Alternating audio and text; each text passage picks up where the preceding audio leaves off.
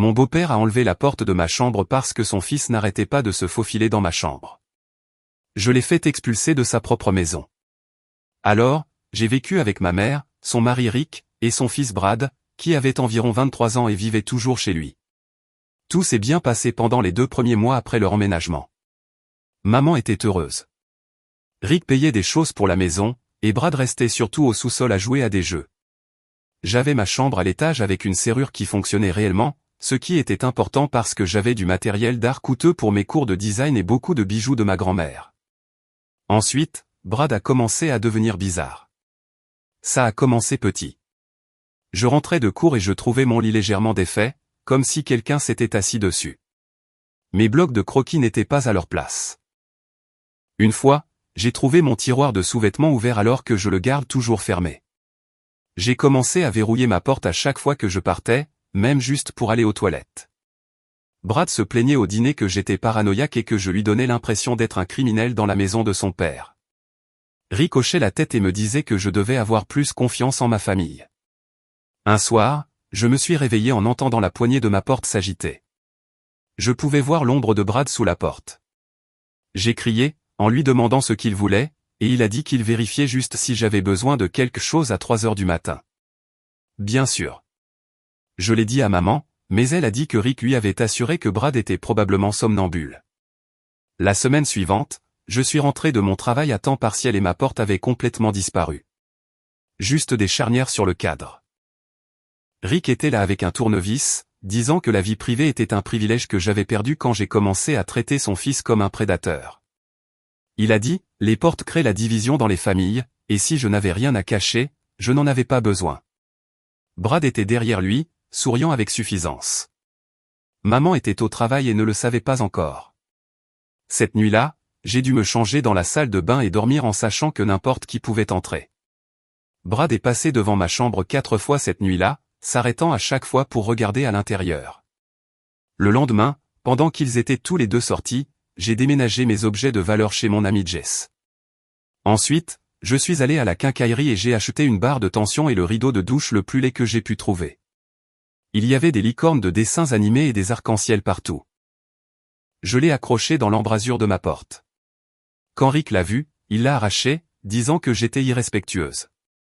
Alors, j'en ai acheté un autre, cette fois avec des princesses Disney. Il l'a aussi arraché. J'ai continué à en acheter.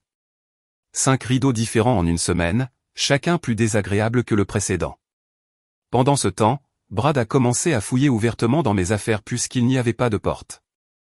Il s'asseyait sur mon lit quand je n'étais pas à la maison et fouillait dans mon placard. Je le savais parce qu'il laissait des choses hors de leur place exprès. Maman était de plus en plus frustrée par Rick à propos de la situation de la porte, mais il continuait à dire que je devais d'abord m'excuser auprès de Brad pour lui avoir donné l'impression d'être indésirable. C'est alors que la sœur de ma mère, Lorraine, est venue nous rendre visite pour le week-end. Elle a jeté un coup d'œil à ma porte manquante et s'est énervée contre Rick. Elle lui a demandé s'il était fou d'enlever la porte d'une adolescente alors qu'un homme adulte vivait dans la maison. Rick a essayé tout son discours sur l'unité familiale, mais Lorraine ne voulait rien savoir. Elle a dit à maman que c'était de la maltraitance et qu'elle appellerait les services de protection de l'enfance si la porte n'était pas remise immédiatement. Rick a remis la porte, mais a enlevé la serrure. Il a dit que c'était un compromis. Brad a célébré en essayant d'entrer pendant que je me changeais. J'ai crié, et maman a finalement vu ce qui s'était passé. Mais Rick a dit que Brad ne savait pas que j'étais en train de me changer et que c'était un accident. C'est là que je suis devenue créative. J'ai commencé à dormir chez Jess, mais je ne l'ai pas dit à Rick ni à Brad. Je laissais un haut-parleur dans ma chambre diffusant des sons de respiration en boucle et je mettais des oreillers sous ma couverture. Brad se faufilait jusqu'à ma porte au moins 2 fois par nuit en pensant que j'étais là. J'ai demandé à mon ami Mike de venir étudier, mais j'ai dit à tout le monde que c'était mon petit ami. Mike a parfaitement joué le jeu. Nous nous asseyions dans le salon en couple chaque fois que Brad était dans les parages. Brad est devenu incroyablement jaloux et a commencé à dire à Rick que je n'étais pas correct en faisant venir des garçons. Rick a essayé d'interdire Mike, mais maman a refusé puisque Brad faisait venir des filles tout le temps. Puis vint le coup de maître. Mike et moi avons mis en scène une conversation où je lui disais que j'envisageais d'installer une caméra dans ma chambre parce que les choses n'arrêtaient pas de bouger. Nous l'avons dit assez fort pour que Brad l'entende depuis le sous-sol. Ce soir-là, Brad a couru vers Rick, paniqué à l'idée de la caméra. Rick m'a confronté, disant que les caméras étaient une violation de la vie privée de Brad puisqu'il vivait là aussi. J'ai demandé pourquoi Brad se souciait des caméras dans ma chambre à moins qu'il ne prévoie d'y être. Maman a entendu ça et a finalement compris. Le visage de maman a changé juste là dans le salon, et j'ai vu son expression passer de confuse à horrifiée en environ 3 secondes. Elle a regardé Rick avec la bouche légèrement ouverte, puis a regardé Brad, puis de nouveau Rick. Le silence s'est tellement étiré que j'ai pu entendre le réfrigérateur ronronner dans la cuisine. La voix de maman est devenue calme et prudente quand elle a finalement parlé, demandant à Rick d'expliquer exactement pourquoi Brad se soucierait des caméras dans ma chambre. Le visage de Rick est devenu rouge et il a commencé à parler vite de la façon dont c'était juste le principe de la chose, comment les caméras dans une maison familiale étaient bizarres en général. Mais maman ne se laissait plus berner. Elle a levé une main pour l'arrêter au milieu de sa phrase et s'est tournée directement vers Brad. Sa voix est devenue encore plus calme quand elle lui a demandé pourquoi il avait paniqué spécifiquement à propos d'une caméra dans ma chambre. Tout le visage de Brad est devenu rouge vif, comme si quelqu'un l'avait peint. Il a commencé à bégayer quelque chose sur le fait que la vie privée était importante pour tout le monde dans la famille, mais il ne pouvait regarder aucun de nous. Ses yeux n'arrêtaient pas de regarder le sol, le mur, ses mains, n'importe où sauf le visage de maman. Rick a essayé de s'interposer et de le défendre, mais maman l'a de nouveau interrompu. Elle leur a dit à tous les deux qu'elle avait besoin de me parler seule dans sa chambre tout de suite. Rick a commencé à argumenter, mais maman s'est juste dirigée vers les escaliers sans attendre de réponse. Je l'ai suivi, mon cœur battant si fort que je pensais que tout le monde pouvait probablement l'entendre. Quand nous sommes arrivés dans sa chambre, maman a fermé la porte derrière nous et j'ai entendu le clic de la serrure. Ce son m'a donné envie de pleurer parce qu'elle n'avait pas verrouillé sa porte une seule fois depuis que Rick avait emménagé, disant toujours que cela lui donnait l'impression d'être indésirable. Elle s'est assise sur le bord de son lit et avait l'air épuisée, comme si elle avait vieilli de 5 ans au cours des 5 dernières minutes. Maman m'a demandé de tout lui raconter à nouveau depuis le tout début. Et cette fois, sa voix sonnait différemment. Elle n'inventait pas d'excuses ou n'essayait pas d'arranger les choses. Elle écoutait vraiment. J'ai sorti mon téléphone avec des mains tremblantes et j'ai ouvert l'application Notes où j'avais suivi tout ce qui s'était passé. Le visage de maman est devenu pâle quand elle a vu la liste, 19 incidents distincts sur 3 semaines, tous documentés avec les dates et les heures. 4 nuits où Brad s'est tenu devant ma porte après minuit, juste là, l'incident du tiroir de sous-vêtements, mon lit dérangé, les blocs de croquis déplacés, la poignée de porte qui s'agitait à 3 heures du matin. J'ai fait défiler le tout pendant que maman lisait par-dessus mon épaule, et je pouvais sentir sa tension augmenter à chaque entrée. Quand je suis arrivé à la partie où il passait devant ma chambre sans porte 4 fois la première nuit, s'arrêtant à chaque fois pour regarder à l'intérieur, maman a fait un bruit comme si quelqu'un l'avait frappé. Elle s'est mise à pleurer, pas des sanglots bruyants, mais des larmes silencieuses coulant sur son visage. Elle n'arrêtait pas de dire qu'elle était désolée. Maman a dit qu'elle voulait tellement que le mariage fonctionne qu'elle s'était convaincue que je réagissais de manière excessive à des choses normales de belle famille. Elle a admis que Lorraine avait raison sur tout et qu'elle avait choisi les sentiments de Rick plutôt que ma sécurité parce qu'elle avait peur d'être à nouveau seule. Les mots sont sortis brisés et elle avait l'air horrifiée par elle-même, comme si elle ne pouvait pas croire ce qu'elle avait fait. Nous sommes restés assises sur son lit pendant plus d'1 heure à parler de ce qui allait se passer ensuite. Maman a dit que Rick et Brad devaient quitter la maison pendant que nous réglions les choses. Je me suis senti étourdi en l'entendant dire ça parce que je m'attendais à ce qu'elle propose une thérapie familiale ou une sorte de compromis, mais elle ne suggérait rien. Elle décidait. Maman a dit qu'elle avait vraiment peur maintenant qu'elle pouvait voir le schéma complet au lieu d'incidents isolés qu'elle pouvait expliquer. Elle n'arrêtait pas de regarder mon téléphone comme si la liste pouvait changer si elle le fixait assez longtemps.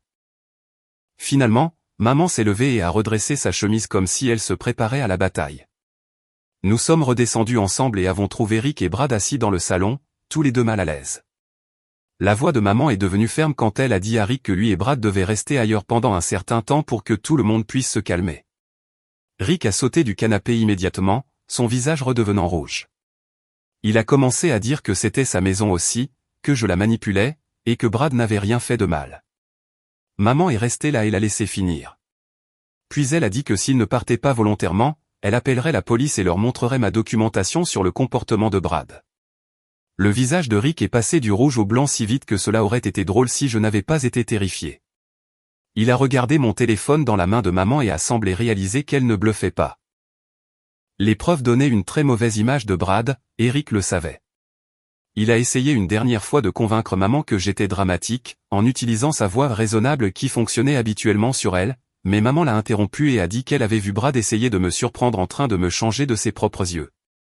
Elle a dit qu'elle l'avait entendu mentir à ce sujet. La voix de maman est devenue plus forte en parlant, disant qu'elle avait inventé des excuses pendant des semaines, mais la panique de Brad à propos de la caméra a tout mis en place. Brad a finalement pris la parole depuis le canapé, sa voix petite et pathétique. Il a dit qu'il savait qu'il me mettait mal à l'aise, mais qu'il n'essayait pas d'être effrayant. Maman s'est tournée pour le regarder et lui a demandé très calmement d'expliquer pourquoi il avait ouvert mon tiroir de sous-vêtements. La bouche de Brad s'est ouverte et fermée, mais rien n'en est sorti. Il n'y avait aucune réponse qu'il pouvait donner qui ne le fasse pas ressembler exactement à ce qu'il était. Rick est monté en trombe à l'étage et j'ai entendu des tiroirs s'ouvrir et se fermer violemment, le bruit de choses jetées dans des sacs. Maman et moi nous sommes assises sur le canapé dans le salon, sans parler, juste à attendre. Brad est monté aussi, et je pouvais les entendre se déplacer, leurs pas lourds sur le sol au-dessus de nous. Rick est descendu le premier avec 2 sacs de sport, son visage rouge et en colère. Il les a laissés tomber près de la porte d'entrée avec un bruit sourd et a regardé maman comme s'il attendait qu'elle change d'avis. Elle n'a rien dit, s'est contentée de regarder droit devant elle. Rick a commencé à marmonner à voix basse à quel point j'avais tout gâché, comment sa famille était déchirée à cause de mes mensonges. La mâchoire de maman s'est serrée et elle s'est tournée pour le regarder. Elle a dit qu'il avait tout détruit lui-même en refusant de voir ce que faisait son fils et qu'elle aurait dû me protéger dès que la porte a été enlevée. Sa voix n'a pas tremblé du tout. Rick a ouvert la bouche comme s'il voulait discuter, mais rien n'en est sorti. Brad est descendu ensuite avec ses affaires, regardant le sol, ne croisant le regard de personne. Ils se sont tenus près de la porte pendant 1 minute, et Rick a essayé une dernière fois, disant que maman faisait une énorme erreur. Elle lui a dit de laisser sa clé sur la table.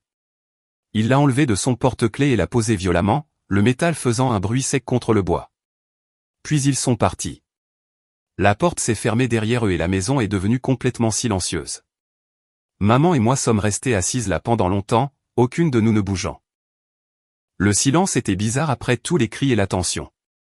Maman a recommencé à pleurer, disant qu'elle était désolée encore et encore, sa voix devenant tremblante. Je l'ai laissé le dire plusieurs fois, mais ensuite je lui ai dit que j'avais besoin qu'elle arrête de dire désolé et qu'elle commence à m'aider à me sentir à nouveau en sécurité. Elle m'a regardé et a essuyé son visage, en hochant la tête. Elle a demandé ce dont j'avais besoin, sa voix étant plus ferme maintenant. Je lui ai dit que je voulais une nouvelle serrure sur ma porte, le genre qui ne peut pas être enlevé sans outils électriques. Elle a dit d'accord immédiatement. Pas de questions, pas d'hésitation. Nous sommes restés assises là jusqu'à ce qu'il fasse nuit dehors, juste à être ensemble dans la maison silencieuse. Je m'attendais toujours à entendre des pas dans le couloir ou à voir l'ombre de Brad sous ma porte, même si je savais qu'ils étaient partis. Cette nuit-là, j'ai dormi dans ma chambre avec une chaise appuyée contre la porte, et maman est venue me voir 3 fois avant d'aller se coucher elle-même. Le lendemain matin, maman était déjà sur son téléphone quand je suis descendu. Elle avait trouvé un serrurier qui pouvait venir cet après-midi. Le gars est arrivé vers 14 h et maman a expliqué exactement ce qu'elle voulait, un pêne dormant robuste qui se verrouille de l'intérieur.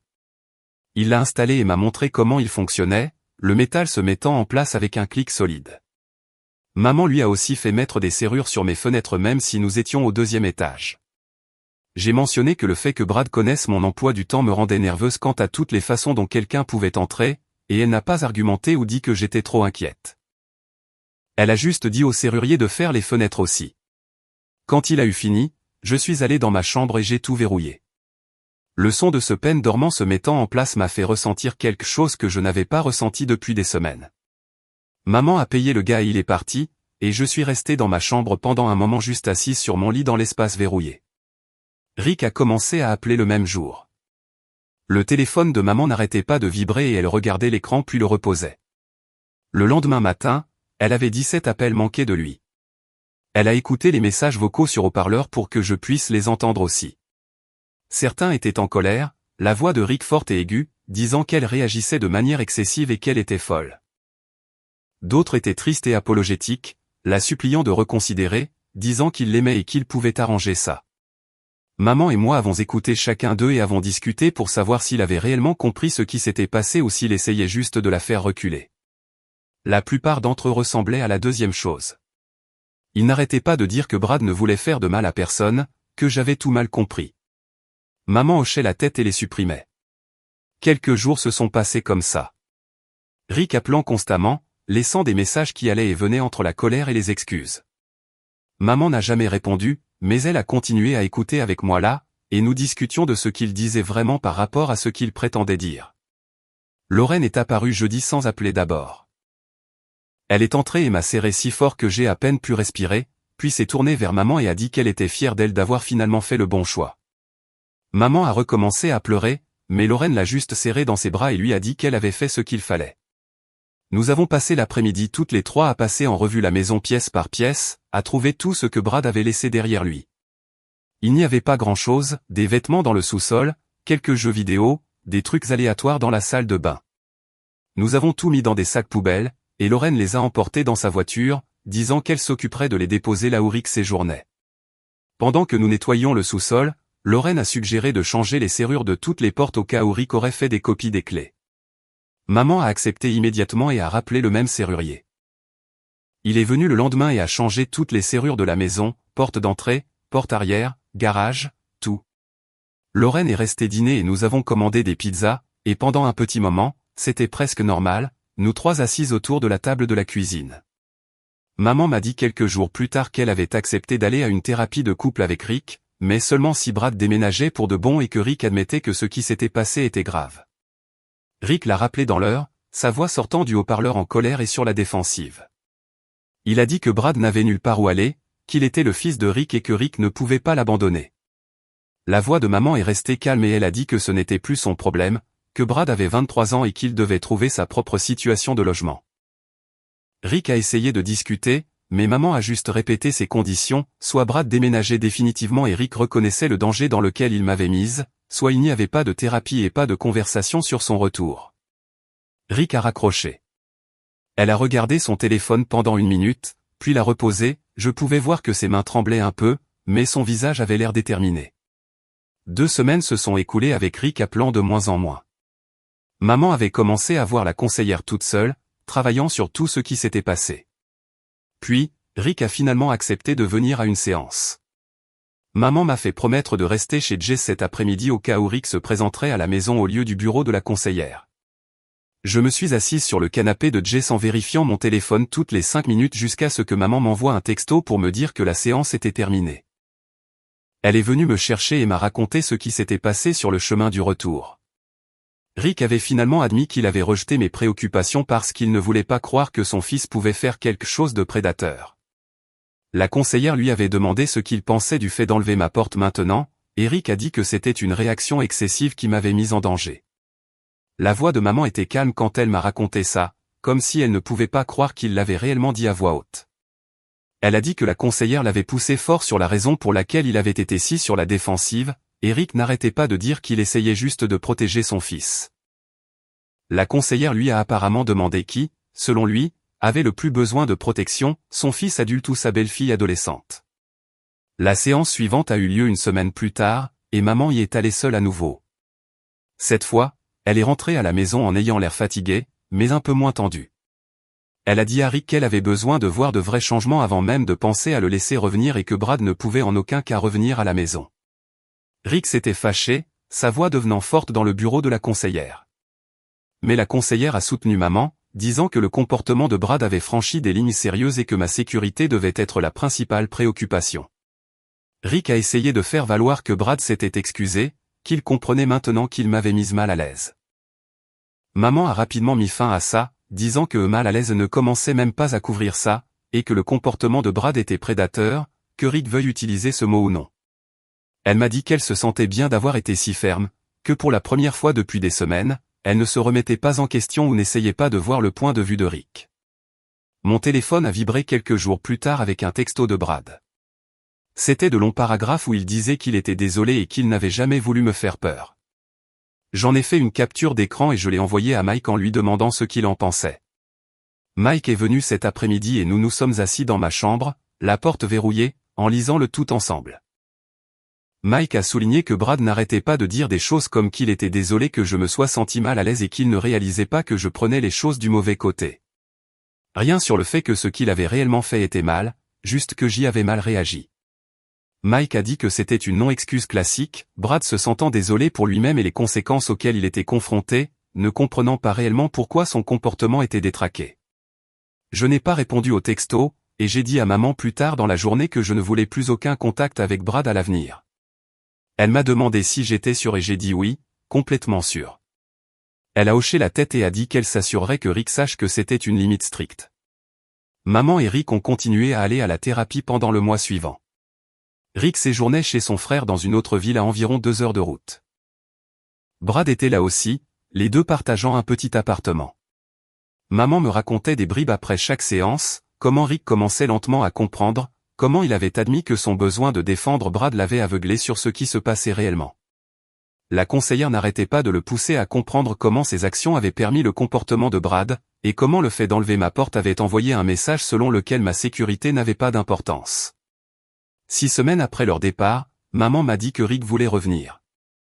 J'ai senti mon estomac se nouer, mais elle s'est empressée de dire que Brad restait chez le frère de Rick en permanence, que Rick avait accepté que Brad ne soit pas le bienvenu dans notre maison. Nous avons parlé pendant plus d'1 heure de ce que cela signifierait, de ce qui se passerait si Rick essayait de ramener Brad ou de faire pression pour des visites. Maman m'a promis que cela n'arriverait pas, qu'elle avait clairement indiqué à Rick et à la conseillère que le départ de Brad n'était pas négociable. J'ai demandé à Rick si nous pouvions parler le lendemain de son retour. Et nous nous sommes assis à la table de la cuisine avec maman là aussi. Il avait l'air fatigué, plus vieux en quelque sorte. Et quand il a commencé à dire qu'il était désolé de ne pas m'avoir cru et d'avoir enlevé ma porte, sa voix s'est un peu brisée. Il a dit qu'il avait été tellement concentré sur la défense de Brad qu'il ne pouvait pas voir ce qui se passait réellement et qu'il m'avait manqué de respect en tant que beau-père en choisissant son fils plutôt que ma sécurité. Je ne savais pas quoi dire au début parce qu'une partie de moi était encore en colère et qu'une partie de moi se sentait juste vide après toutes ces semaines à ne pas me sentir en sécurité dans ma propre maison. Je lui ai dit que j'appréciais qu'il le dise, mais que j'avais besoin de temps avant de pouvoir lui pardonner. Et il a hoché la tête comme s'il comprenait. Les premiers jours ont été bizarres avec son retour, comme si nous marchions tous sur des œufs et que nous essayions de ne pas nous énerver les uns les autres. Mais Rick a gardé ses distances et n'a jamais remis en question pourquoi ma porte restait verrouillée ou pourquoi je vérifiais toujours les fenêtres avant de me coucher. Il frappait et attendait que je réponde au lieu de simplement passer devant. Et quand je rentrais de cours, il était en bas au lieu d'être près de ma chambre. Maman a soulevé la question de la thérapie un soir au dîner, disant qu'elle pensait que cela nous aiderait à surmonter tout ce qui s'était passé. J'ai accepté parce que je savais que nous en avions besoin, qu'il y avait encore ce fossé entre nous à cause de toutes ces fois où elle ne m'avait pas cru ou avait inventé des excuses pour Brad. Notre première séance a été maladroite, nous deux assises aux extrémités opposées du canapé et la thérapeute nous demandant de parler de confiance.